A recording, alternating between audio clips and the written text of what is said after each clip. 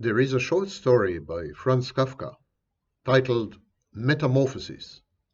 The protagonist of the story, one Gregor Samsa, wakes up one morning to find himself transformed into a cockroach.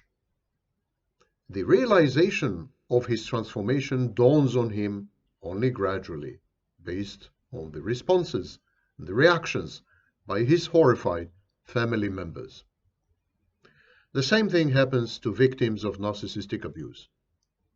One morning, or one series of mornings, they wake up, they find themselves transformed into their abusers. They find themselves identifying with the beliefs and the values of the abuser, imitating the abuser's behavioral patterns, defending the abuser, justifying the abuser's misconduct, finding all kinds of contexts and narratives within which the abuser is perfectly right, upright, and righteous. This process has been documented a long time ago by one of the pillars of the psychoanalytical movement, Ferenczi. He called it identifying with the aggressor.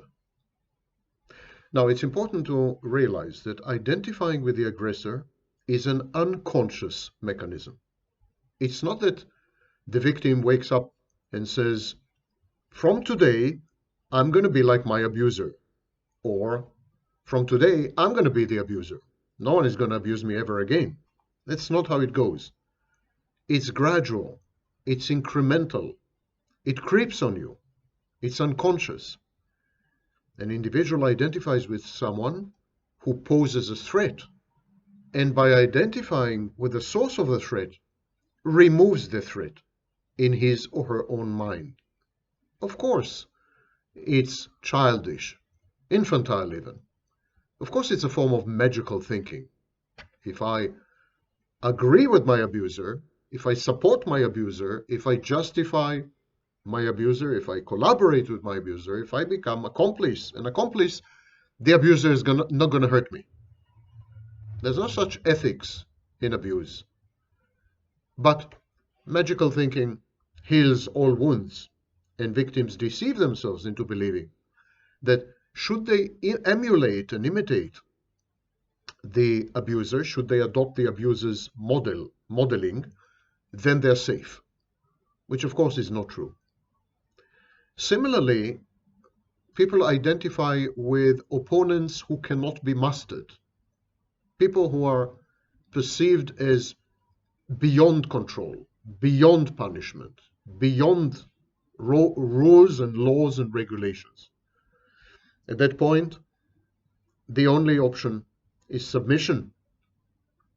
The only way not to incur the wrath of such an opponent is by collaborating with him or her, by becoming a sycophant or an acolyte or a satellite, an extension of this indomitable opponent. Identification with the abuser may involve adopting the aggression or emulating other characteristics of the aggressor. It's not only about aggression. In majority of cases, the imitation involves externalized aggression. When the abuser is verbally aggressive, the victim becomes verbally abusive. Where the abuser is physically abusive, then perhaps physical violence may creep in. But there are other facets and other aspects and other dimensions and other characteristics of a typical abuser.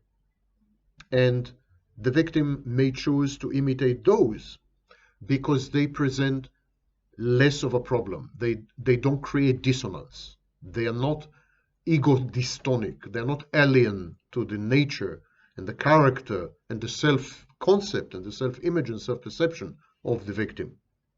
The victim says, I can't be aggressive. It's against who I am.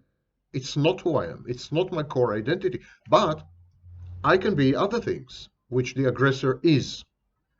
I can imitate the aggressor's behavior in other ways, which do not involve aggression. And so this has been observed in cases of hostage taking, And in other extreme situations, for example, in concentration camps with couples who imitated actually SS personnel, SS guards.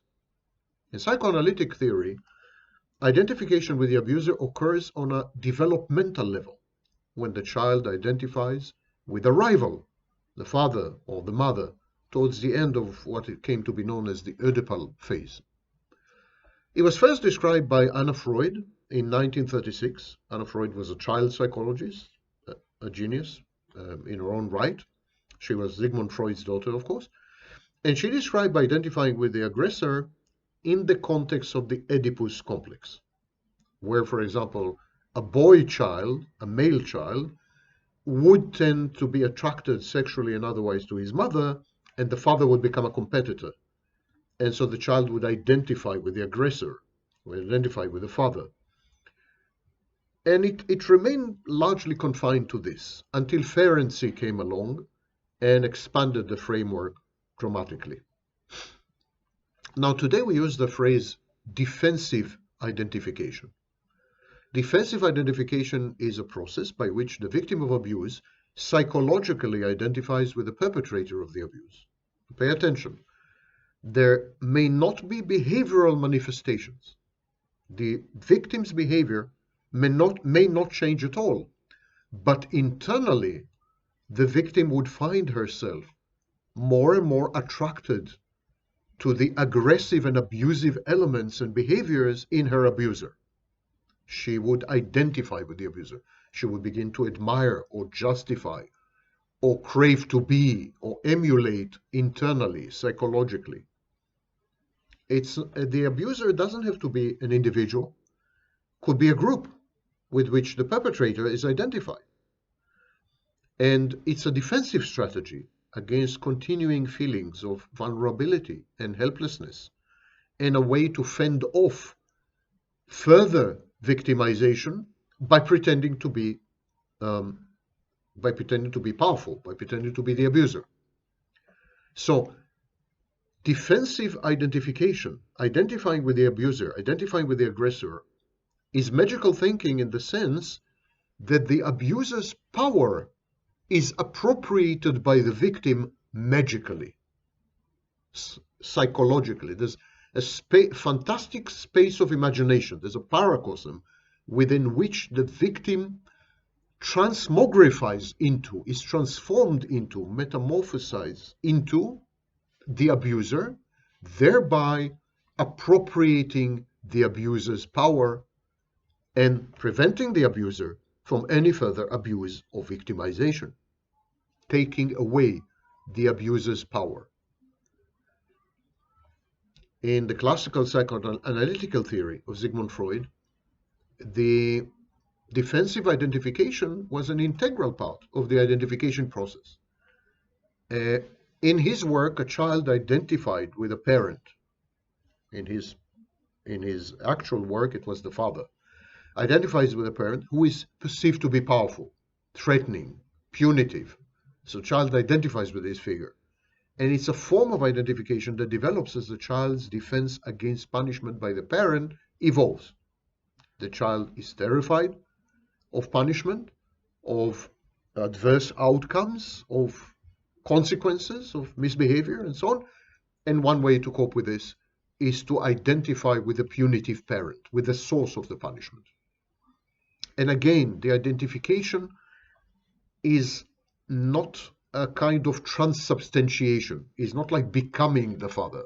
It's just taking away the father's properties, the father's qualities, the father's traits, father's characteristics, and appropriating them and assimilating them, thereby becoming, in effect, a proxy father or a pseudo-father or a replica of the father.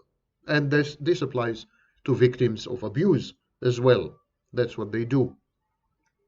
They, in their minds, develop a narrative space or a fantastic space where they increasingly and gradually are becoming the abuser, their abuser. They're being abused from the outside by a potent, threatening, cruel, unbridled, merciless figure. And the only way to cope with this is to say, well, I'm going to be the same. I'm going to be the same. And by appropriating these qualities, by taking away this power from my abuser, I am going to prevent my abuser from further hurting me, further harming me. Of course, it's, as you see, it's highly infantile. It's highly childish, and it involves magical thinking, merger, fusion. Essentially, the victim and the abuser, in the victim's mind, develop a symbiotic state. The victim merges with the abuser, fuses with the abuser, thereby digesting the abuser, assimilating the abuser, and in a way preventing the abuser from having any degree of freedom, limiting the abuser's capacity to act. Now,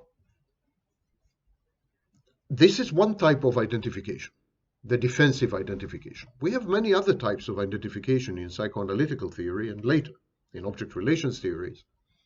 And one of them is the anaclitic identification.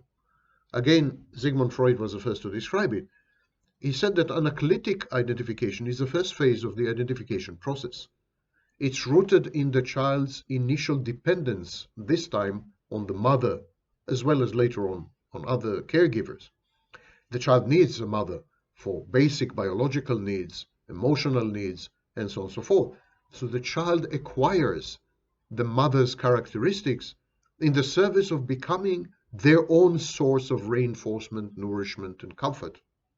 In other words, because the child begins to realize that mother is an external object, that mother has a life of her own, that she might sometimes be absent or non-responsive or frustrating, what the child does, the child creates a representation of the mother in his or her own mind, in its own mind, and then continues to interact with this representation of mother, because this representation of mother is always there, never abandons, never absent, and always responsive, always caters to the child's whims and wishes and needs. So the child provides itself with comfort, self-soothes, the self-soothing via the avatar or the internal object that represents the mother, the real mother, the external object. And this is the initial phase of the identification process. If the mother is not only frustrating, but is withholding, is a dead mother, is a cruel mother, is a neglectful mother, is an abusive mother, a traumatizing mother, then in this case, the child will not only create an internal representation of a mother, but he will create an internal representation of the mother that he can control, that the child can control, the child can own, direct. Because when the mother is a dead mother or a bad mother or a frightening mother or a dangerous mother or traumatizing or abusive, internalizing the mother as she is would create enormous dissonance and anxiety in the child. The child cannot internalize the mother as she is. He internalizes the mother as the child is. He internalizes the mother as an integral part of the child, so that the child becomes the mother. In this case, the mother is excluded completely altogether, and the interaction continues exclusively with the representative mother, with the internal object, the maternal internal object. So let's summarize this part. It's very important. When the mother is okay, a good enough mother, to use Winnicott's language, the child would create a representation of the mother in its mind and continue to interact both with the real mother in the external world, the separate mother, and with the representation of the mother, with the internal object of the mother, when the mother is absent, when the real mother is absent. So when the mother, the real mother, the external mother, the physical mother, the separate mother, when she is really there, the child would prefer to interact with her. When she's out of the room, when she's absent, unavailable, frustrating, the child would go inwards and continue the interaction with a representation of this good enough mother. However, when the mother is bad and dead, and horrible and absent and selfish and narcissistic and psychopathic and traumatizing and abusing and instrumentalizing and parentifying and you name it, when she's the wrong kind of mother, the child cannot create an internal object which would genuinely and authentically reflect the real mother, because that would create enormous anxiety and dissonance, internalizing a bad object. So what the child does, the child creates a representation of mother, and then he misattributes the representation to itself. The child becomes the mother. The child becomes their own mother.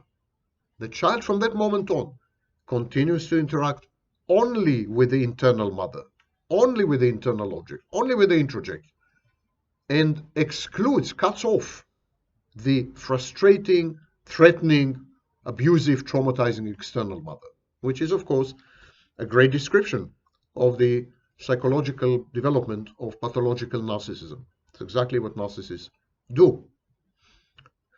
The child also incorporates the mother into the superego.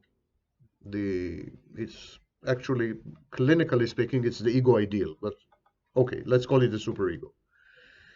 And later on, the child incorporates other significant figures into the superego. Teachers, role models, influential peers, and so on. So, we all, starting in childhood, we all incorporate, we all internalize, we all introject, we all, identify ourselves with other people, starting with mother, then father, then influential peers, then teachers, role models, and so on and so forth. We do this all the time. All the time, we maintain this zoo of internal objects that represent real people out there, external objects. The problem begins when the external object is threatening, abusive, traumatizing, cruel, hurtful, damaging. Internalizing such an external object is not an option. And so the only way is to create a representation of that external object and then merge with it. Take over it, fuse with it, become one with it. And that is identifying with the aggressor. We see it most commonly in what used to be called the Stockholm syndrome. I'm saying used to be called because the Stockholm syndrome has been disputed and largely debunked in the scholarly literature, especially as of late. But still, there are a few interesting observations there. The Stockholm syndrome was described as a mental and emotional response in which a captive, a hostage, displays loyalty, even affection, even falls in love with the hostage taker, with a captor, with a criminal, with the very person who has taken away the victim's or the hostage's freedom, and perhaps sooner or later the victim's life. And yet, there is loyalty, there's love, there's affection, there's collaboration and complicity.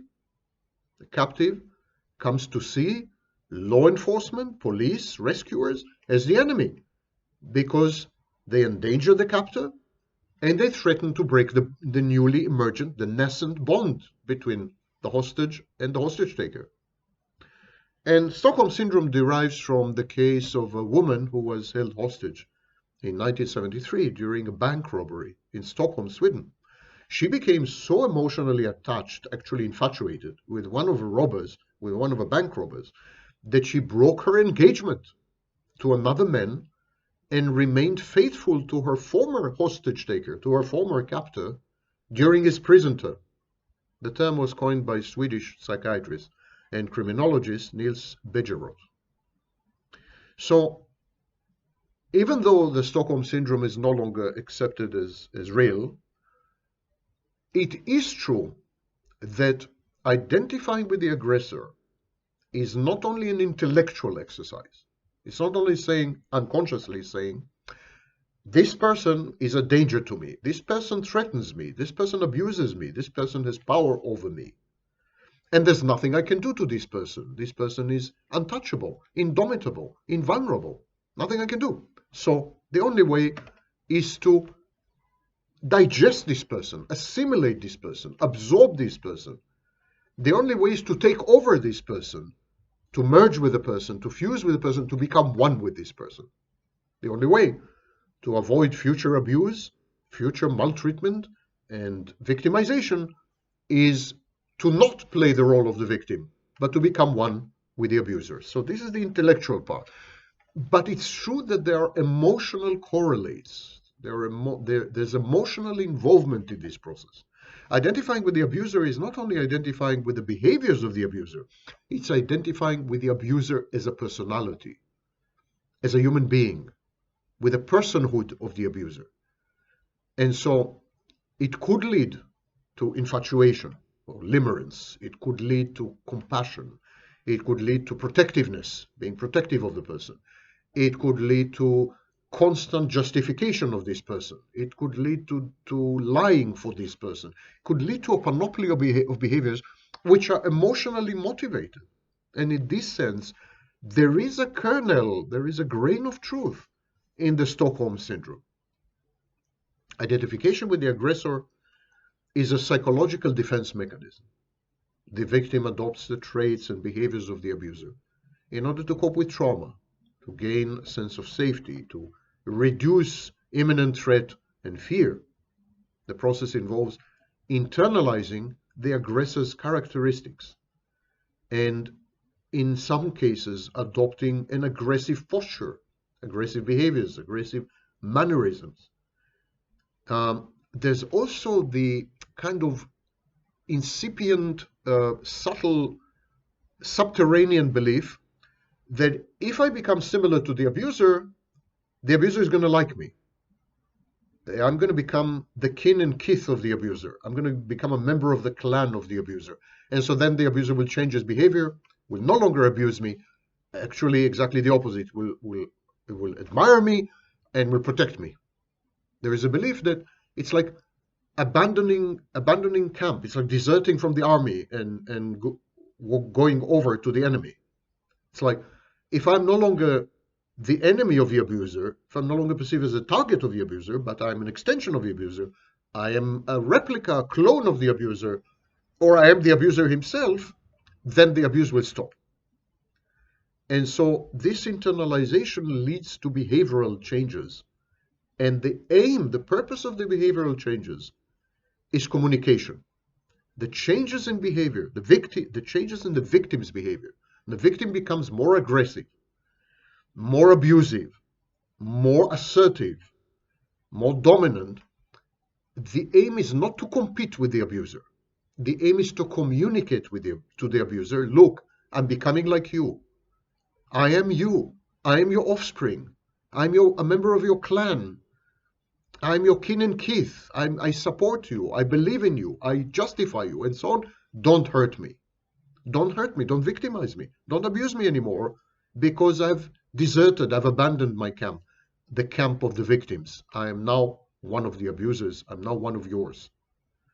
It's a communication thing. It's a survival strategy during abuse. Identifying with the abuser can persist after the abuse is over, and it can negatively impact mental health and future relationships.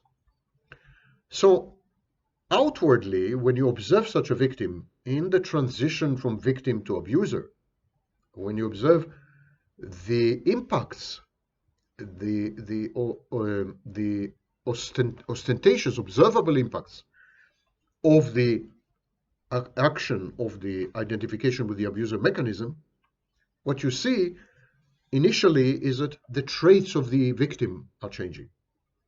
The victim begins to mimic the aggressor's negative or feared traits and diminish, minimize, or even eliminate the positive aspects of the abuser. So, in a way, the victim becomes a caricature of the abuser, becomes more abuser than the abuser, more perpetrator than the perpetrator. And we see this a lot when we have couples who commit crimes together, Bonnie and Clyde types, or the famous cases of serial killers, a woman and a man working together as serial killers. We see this happening. And The traits are exaggerated, they're caricatured. The victim becomes a caricature of the abuser, and the victim replaces her own thoughts and feelings with the aggressor's postulated, speculated feelings and thoughts.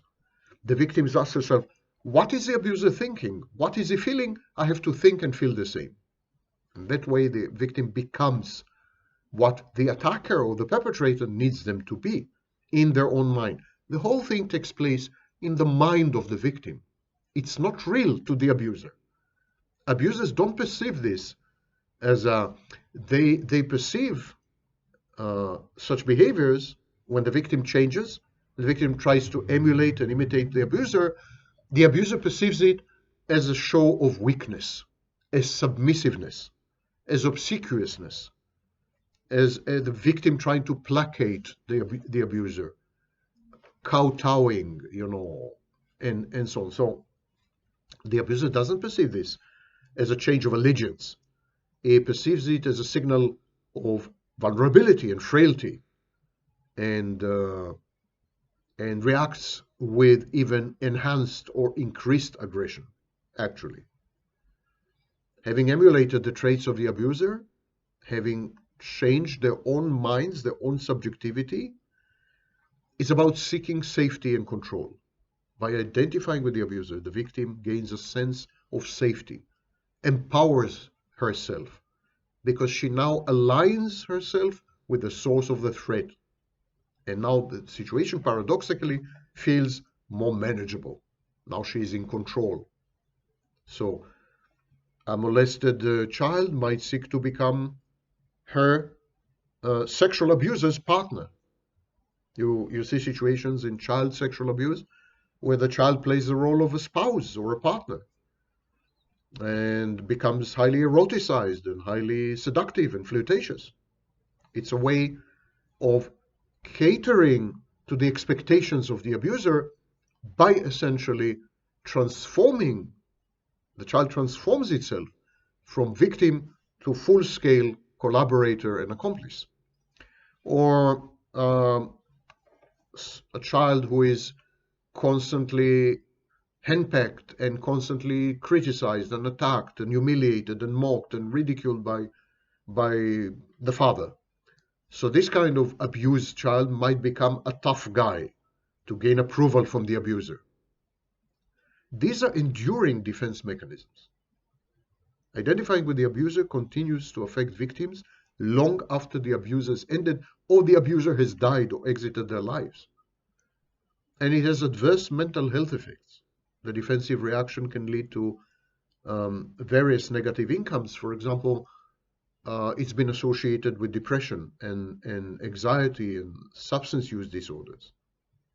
The term, as I said, was expanded on by Anna Freud and applied to child psychology, but it is introduced by Shandor Ferenczi, and it was Shandor Ferenczi who applied it more generally. So identifying with the aggressor is a psychological defense mechanism. The victim of abuse unconsciously adopts the traits and behaviors of a threatening figure. The idea is to cope with fear, gain a sense of control, survive intimidation by becoming the source of the threat, by somehow taking over the source of the threat and absorbing it, assimilating it. It's magical thinking, it's infantile, but it results in a strong bond with the abuser. When you become the abuser, how can you let go? You're letting go of yourself. So there is self-infatuation, self-cathexis. There is an investment in the self, what Freud called narcissistic cathexis. And it's a strong bond with the abuser because now there's a common narrative. The abuser's narrative is now the victim's narrative as well, and they are complicit in maintaining what is known as a shared fantasy.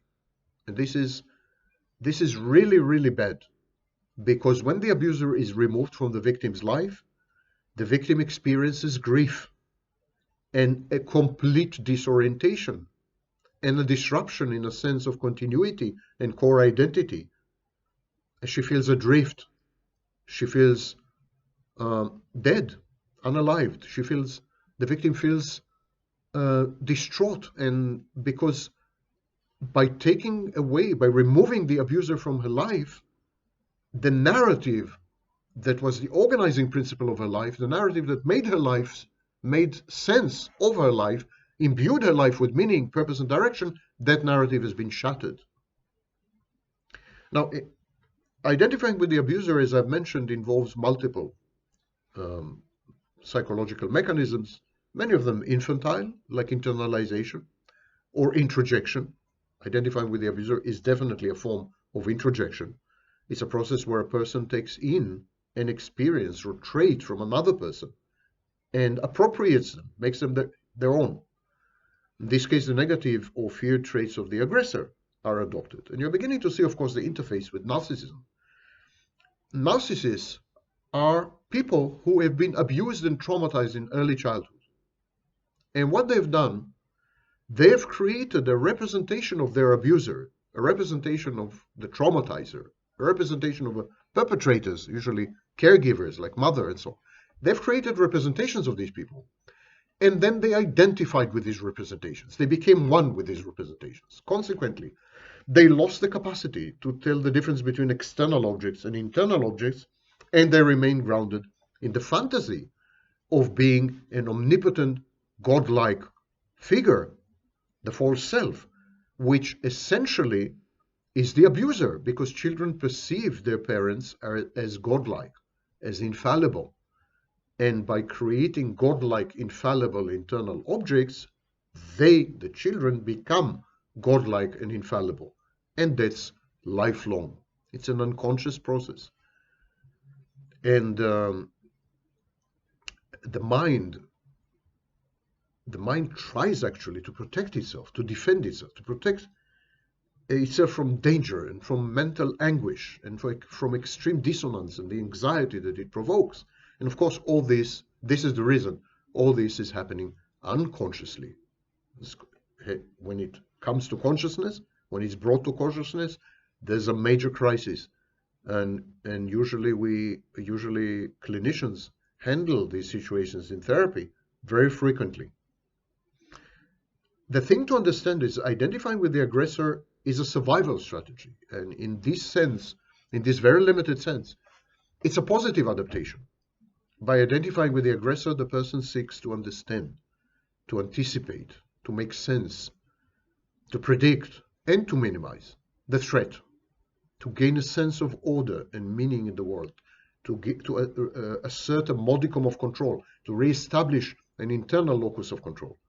So in abusive relationships, victims may develop empathy for the abuser, or act in ways that the abuser demands in order to survive, or comply with the abuser's expectations, even when these expectations are not pronounced, are not made clear, promulgated.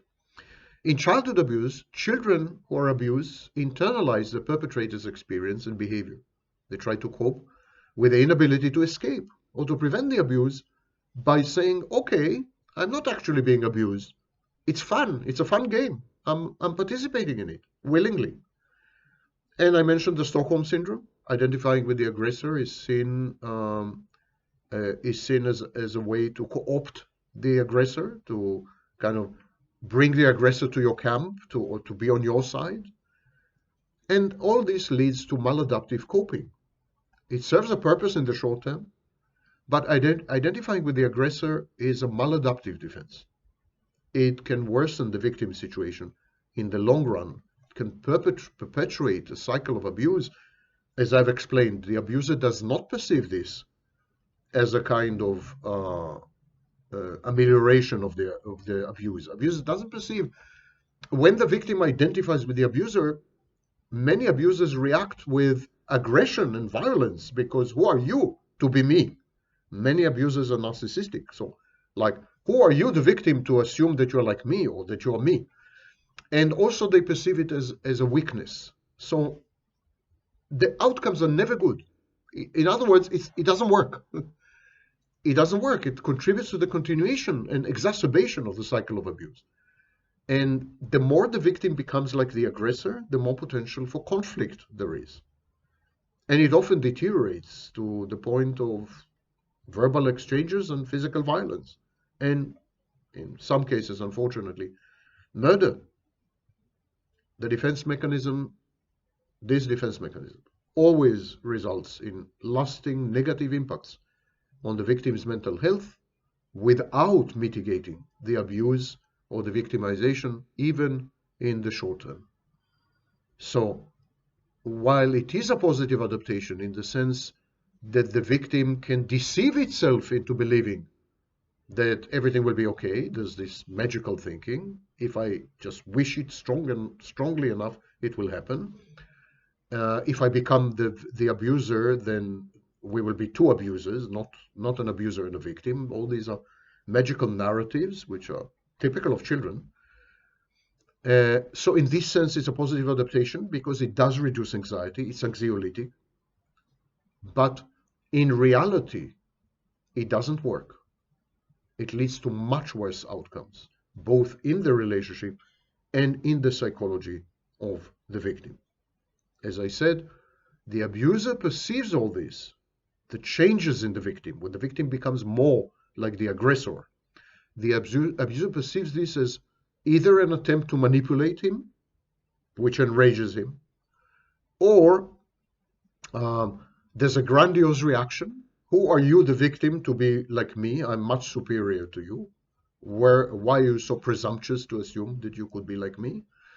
Or as a manifestation, an indication of extreme vulnerability and weakness, which in, for example, psychopathic and narcissistic abusers triggers abusive behaviors because they leverage vulnerabilities, frailties, and weaknesses in order to further manipulate, take over, punish, and modify behaviors of victims.